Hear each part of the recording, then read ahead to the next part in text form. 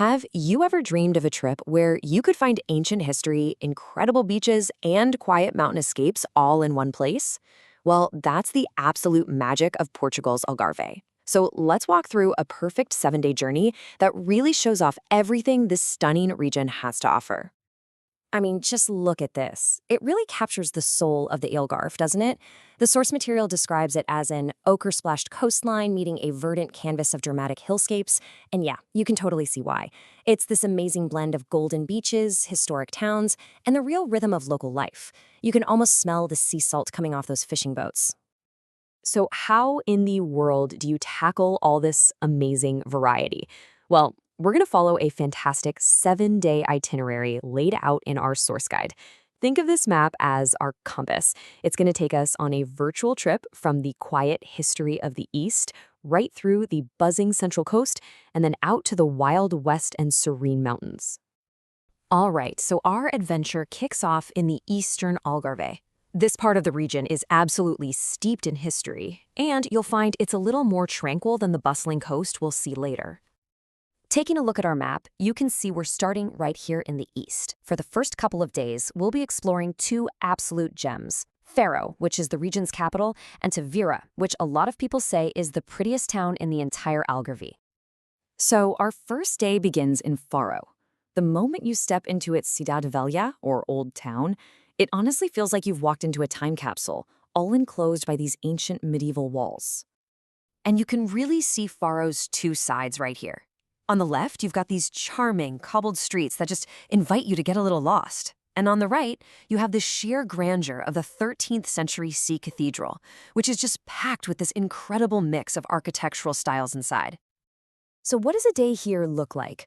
Well, you could start off by checking out Roman mosaics at the museum, then climb the cathedral's bell tower for these amazing, sweeping views over the Rio Formosa wetlands. And then, to top it all off, you can take a boat cruise through that very same nature park. It's a perfect way to experience both the history and the nature. Okay, for day 2, we're just going to head a little further east to Tavira. This is a town with a really timeless feel, a kind of dignified charm, and it's beautifully set on both sides of the Rio Geelong. You know, the real magic of Tavira is how it just seamlessly blends its deep history with some absolutely stunning natural beauty. One moment, you're climbing up to the old Moorish castle for incredible views, or discovering the tombs of Crusader knights, and the next, you're hopping on a ferry to Ilha de Tavira, a totally pristine sand dune island that feels like a world away. Okay, after 2 days soaking up history in the east, our journey is about to shift gears. We're moving west, right into the vibrant, beating heart of the Algarve's coastline. Back to the map, you can see we're now hitting this central stretch for days 3 and 4. This is the famous Algarve you often see in pictures, known for its bustling resorts, lively markets, and those absolutely iconic beaches. Now this is the Algarve that so many people dream of. It's famous for its vast swaths of golden sand set against dramatic, multicolored cliffs. Just saying it, you can feel the energy of the place, right? And here is a perfect example of that drama: Praia da Rocha. This is one of the region's most famous beaches, and it's pretty easy to see why. That incredible contrast between the huge expanse of golden sand and those towering, colorful cliffs is just breathtaking. And this part of the trip is packed with things to do.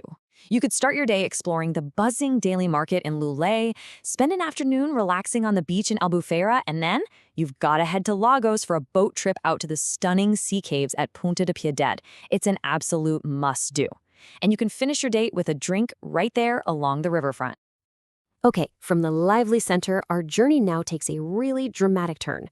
For day 5, we're heading all the way out to the wild, windswept western tip of the Algarve, and I mean literally to the edge of the continent. Looking at the map, you can see us heading way out to this rugged, almost isolated-feeling peninsula. This day is all about powerful landscapes, a real sense of mysterious history, and that feeling of just being at the very edge of the world. You know, our source guide uses a pretty simple but perfect phrase to describe this place: awe-inspiring ocean vistas. And that's exactly what it is. It's just a feeling of pure scale and drama as you stare out into the endless Atlantic. So this Western adventure is really centered around the town of Sagres. This is where you'll find the mysterious fortress that's linked to Prince Henry the Navigator and Portugal's whole golden age of discovery.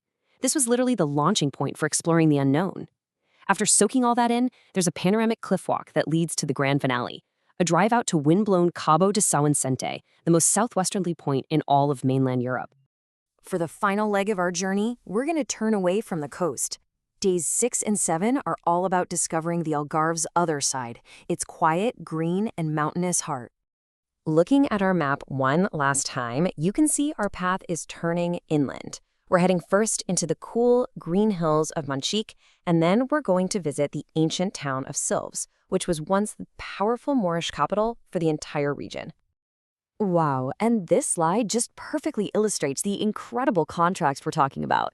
On the left, you've got that vibrant, sun-soaked coast we just explored, and on the right, the complete opposite, the quiet, leafy tranquility of a place like Caldas de Manchique, a spa town where the air is scented with eucalyptus. It really is a different world. So the experiences here are all about tranquility and history. You can wander through that quaint little spa hamlet, then drive up to Foya, the highest peak in the Algarve, for just absolutely breathtaking views. And for your final day, you'll step way back in time exploring the mighty red-walled Moorish castle that still dominates the historic town of Silves. And there you have it.